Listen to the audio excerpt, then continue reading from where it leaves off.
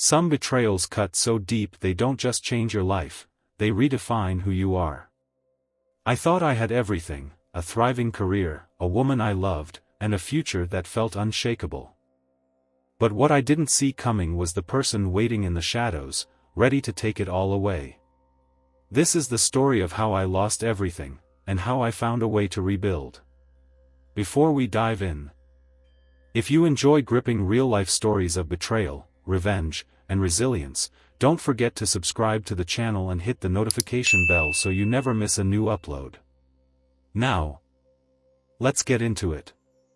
I used to think childhood was supposed to be a time of warmth and safety, but mine felt like an audition for a role I was never going to get. From the moment my younger brother, Liam, was born, I became invisible. My parents didn't intend to play favorites, they just did. It started small. Liam got extra attention, his slightest achievements were met with fanfare, while mine were footnotes. As we got older, it became painfully clear that I was just an afterthought in my own family. One of my earliest memories was of a school science fair. I had spent months building a solar system model with fully functional orbital mechanics. The night before, my father had promised to come see it, had even told me he was proud. The next day, I stood in front of my project, scanning the crowd for my parents. They never showed. When I got home, the excuse was always the same: Liam had something more important. The worst part was, Liam wasn't even a good kid. He was reckless, spoiled, and knew exactly how to manipulate our parents. While I studied late into the night, Liam was sneaking out, getting into trouble, and somehow, he was always the victim in their eyes. The day he crashed his brand new car because he was texting while driving, my parents didn't make him pay for it. They bought him another one. Meanwhile, I worked 3 part-time jobs just to save for college. Leaving for college felt like stepping into fresh air for the first time. I finally had space to be my own person, away from my brother's shadow. And for a while, it was good. I built a life, a career, and eventually, I found love. Her name was Olivia. I met her on a late evening at a coffee shop. One of those hole-in-the-wall places where the air smelled like roasted beans and quiet ambition. I had just started working at a tech startup, drowning in long hours and the pressure to prove myself. I wasn't expecting anything extraordinary that night, just caffeine to keep me going. But then, there she was. She had this effortless presence. Like she belonged everywhere and nowhere at the same time. She moved with a kind of quiet confidence, her dark eyes scanning the room like she was taking in every detail. I noticed her before she noticed me, and when she finally did, it was like she had already figured me out. We collided, literally. I turned too fast, coffee in hand, and nearly sent her drink flying. She laughed, a genuine sound that caught me off guard. Most people would have been annoyed, but she just brushed it off, wiping a stray drop of coffee from her sleeve like it was nothing. That was Olivia. Effortless, adaptable, unfazed by the small inconveniences of life. I don't remember what we talked about first, only that the conversation felt easy, natural. She was sharp in a way that made me want to keep up, made me want to say something clever just to hear her response. She asked about my work, and when I explained what I did, she actually listened, not just nodding along, but asking questions, challenging my ideas, making me think in ways I hadn't before. She wasn't just making small talk, she was genuinely interested. That night turned into many nights. We started meeting at that same coffee shop, then in other places, quiet bookstores, late-night diners, anywhere we could sit and talk. We debated everything. From philosophy to the future of artificial intelligence, from the meaning of success to whether or not pineapple belonged on pizza. Every conversation with her felt like a challenge. Like an invitation to see the world through a sharper lens. Our relationship moved fast, but it never felt rushed. She was there for all the little moments that marked my transition into adulthood, the first time I led a project at work, the day I signed the lease on my first real apartment. The night I stayed up until sunrise debugging a broken line of code while she sat beside me, reading a book but refusing to leave until I figured it out. I had spent so much of my life feeling like I was chasing something, validation, success, a place where I belonged. With her, I didn't feel like I had to chase anything. I was already there. We traveled together, exploring cities we had only read about. We built dreams together, imagining the life we wanted, planning out a future that felt just within reach. I told her things I had never told anyone about my family, about Liam, about the constant feeling of being second best. She never pitied me, she just understood. And maybe that's what drew me to her the most. She didn't try to fix me or tell me I was overreacting. She just saw me, and for the first time, that was enough. Then, an opportunity came. My company was expanding overseas, and they wanted me to lead the new office in Tokyo. It was everything I had worked for, the culmination of years of relentless effort. When they made the offer, I felt the rush of excitement, the sheer weight of what it meant. I had finally made it. But then I looked at Olivia. She was quiet, unreadable. She had always been so sure of herself. But in that moment, there was something else in her expression, something hesitant. She loved her job. She had built something for herself, carved out a space where she thrived. And Tokyo wasn't just a move, it was a complete upheaval of the life we had built together. I told myself love was enough, that what we had could withstand the turbulence of change. Eventually, she agreed. We packed our lives into boxes, sold the furniture we had picked out together, and stepped into the unknown. The night before we left, we sat on the floor of our empty apartment, eating takeout straight from the cartons. There was something unspoken in the air, a quiet uncertainty neither of us wanted to acknowledge. I reached for her hand, threading my fingers through hers. And she squeezed back, grounding me. "We're going to be okay," I said, more to convince myself than her. She nodded. But there was something in her eyes that made my chest tighten, an unease that lingered even as she leaned in and kissed me. We got engaged right before we moved. Life felt perfect. But perfection never lasts, does it? 3 years later, we returned to the US. My company was expanding again, this time opening another branch stateside, and they wanted me to run it. It was an incredible career opportunity, one that validated everything I had worked for, all the late nights, the sacrifices, the relentless pursuit of success. Olivia was thrilled. She saw it as a fresh start, a place where we could put down roots, build something permanent. I wanted to believe that too. But coming home meant facing ghosts I had left behind. I had convinced myself that things had changed, that my family had changed. That Liam had changed. Maybe time had forced him to grow up, maybe he had learned from his endless string of failures. It was a naive hope. Because the moment I saw him again, that same easy grin, that same air of manufactured charm, I knew I had been wrong. Liam had always been good at reinventing himself. He could wear whatever mask the moment required, slipping into different versions of himself depending on who was watching. He had spent years bouncing from one doomed business venture to another, burning through opportunities, friendships, trust, yet somehow, he always found a way to land on his feet. No matter how many bridges he burned, he always managed to talk his way onto another one. And now, he was standing in front of me, arms outstretched, acting like no time had passed at all. At first, it was small things. He started dropping by unannounced. Showing up with coffee or a six-pack, acting like this was just something brothers did. Like we had always been close. Olivia welcomed it. She had never seen the worst of him. Only heard my side of the story. To her, he was just my slightly wayward younger brother trying to reconnect. She found his charm endearing. I told myself he was just trying to fit into our lives, to make up for lost time. Then, the messages started.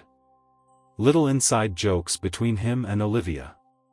Comments about how much they had in common, shared interests I had never heard her mention before. It was subtle, nothing that would have raised red flags on its own, but I noticed. I noticed the way she laughed at his texts, the way her expression softened when she talked about him. I told myself I was being paranoid.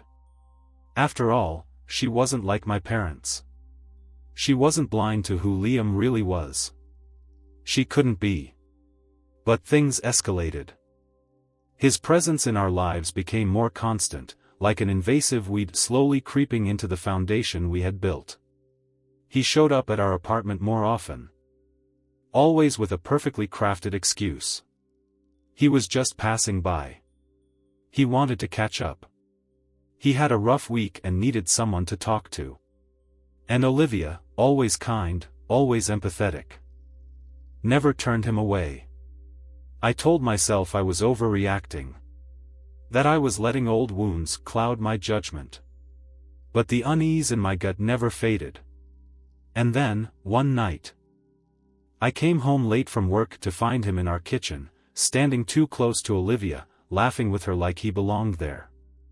He had let himself in. The sight of them together, so comfortable, so familiar, sent something sharp curling in my stomach. Olivia looked up and smiled, completely unaware of the way my pulse spiked, the way my muscles tensed. She wasn't alarmed. She wasn't surprised. And that's what unsettled me the most. I wanted to confront him. I wanted to throw him out, to tell him that whatever game he was playing, it wasn't going to work this time. But Olivia was standing right there, and I didn't want to start a fight in our own home. So, I swallowed the anger.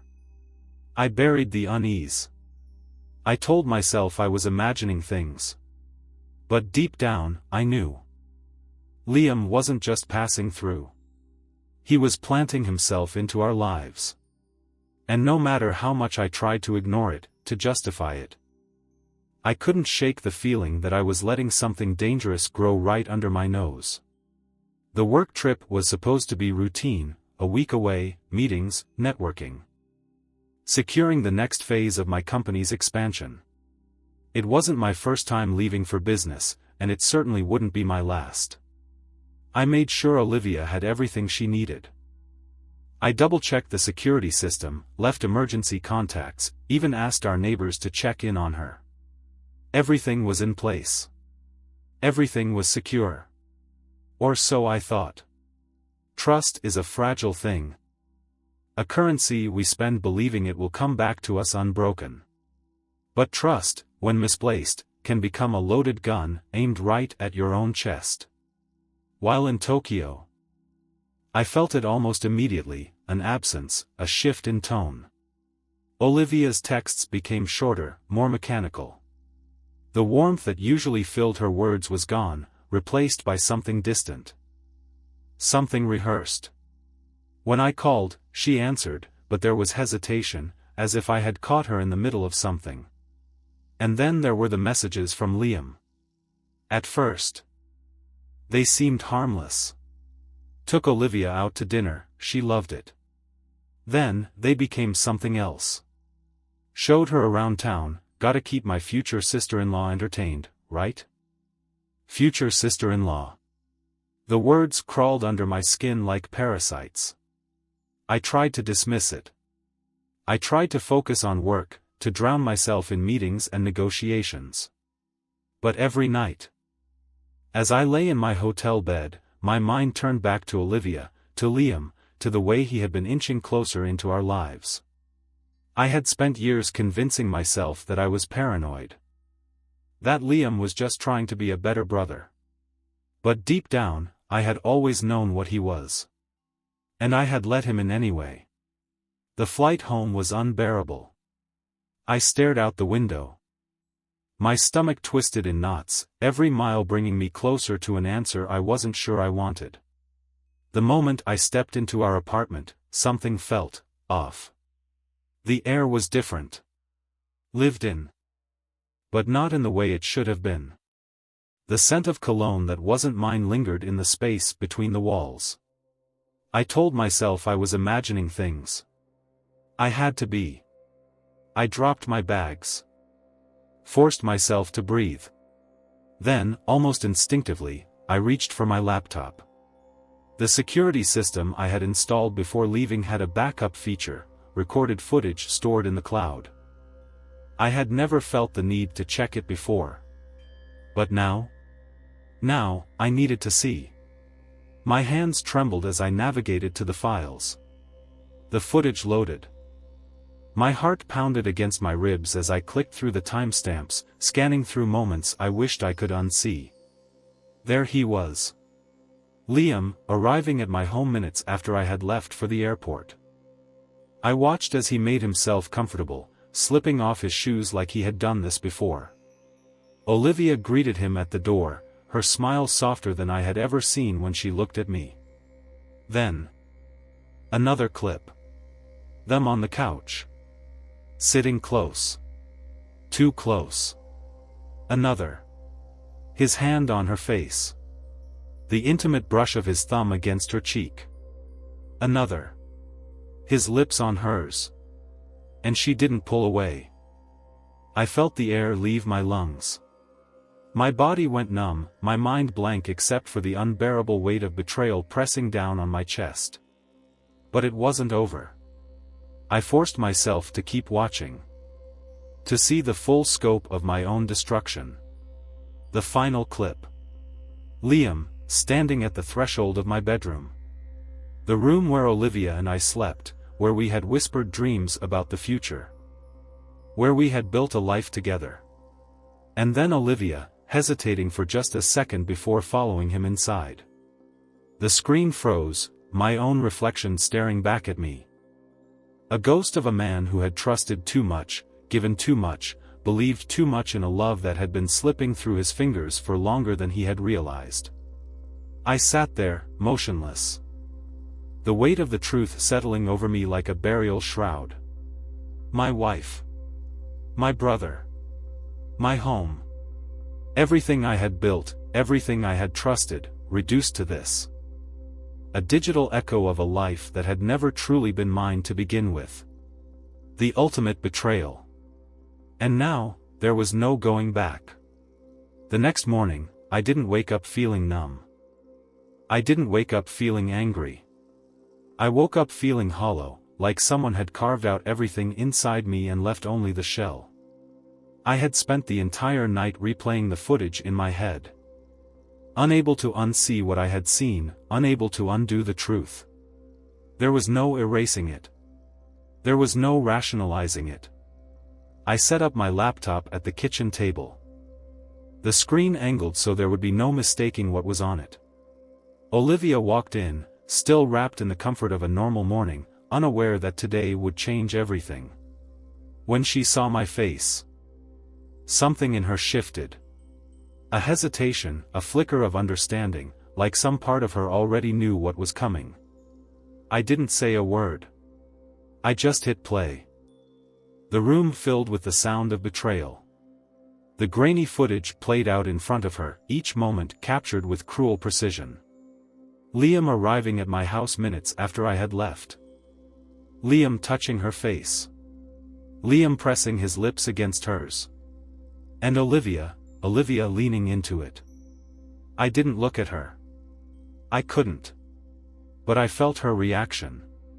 The sharp intake of breath. The way her body tensed, the sheer panic radiating off her in waves. She scrambled for words, for an explanation, but there was no language that could undo what I had already seen. The sound of the front door opening made my stomach turn. Liam. Right on cue. He strolled in, casual as ever, like he belonged there. Maybe he thought he did. Maybe in his twisted mind. He had convinced himself he had earned his place in my life, in my home, in my wife's arms. He was always like this, always thinking he could take what he wanted and smile his way through the consequences. But this time, when his eyes landed on the screen, his expression shifted. The confidence drained from his face for the first time in his life. I saw it, the precise moment he realized he couldn't talk his way out of this. But then, just as quickly, the smirk returned. Like a reflex, like he couldn't help himself. And then he said it. Maybe if you had been a better husband, this wouldn't have happened. I don't remember lunging at him. I don't remember the space between his words and my fist connecting with his jaw. I only remember the sound, the sickening crack, the dull thud as he hit the ground. The sharp gasp from Olivia as she scrambled to pull me back. But I didn't stop. Not this time. Not after a lifetime of him taking from me, piece by piece, year by year. My childhood. My parents' attention, my accomplishments, my dignity. And now, my marriage. He had stolen everything, and for the first time in my life, I wasn't going to let him walk away with no consequences.